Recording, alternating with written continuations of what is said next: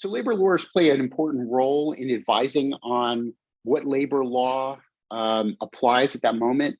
The problem is that we focus a little too much on what the labor law allows rather than adapting ourselves to where it's silent. So, one of the most exciting things that I think is happening is with unorganized workers. I think, I really believe that if you don't have a union and you don't have a contract, there are no rules. And I think that we should embrace that head on. That it frees us from many of the constraints that prevent us from organizing effectively in order to have that kind of leverage in the workplace.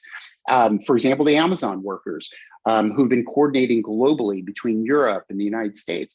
You probably heard that there was a walkout in a Chicago warehouse the day that it was announced that the formal union organizing campaign in Alabama lost miserably in a vote of almost 2-1. And the reason why those workers in Chicago Amazon could walk out is because they're not constrained by labor law. So I think labor lawyers have an important role to play in telling us where the roadblocks and the pitfalls are. But I think we need to focus less on what the labor law prevents us from doing and more on what we can be doing if we had enough power. Because ultimately, and this is what my first book is really about, is that labor law follows workers' power. Workers' power does not change labor law.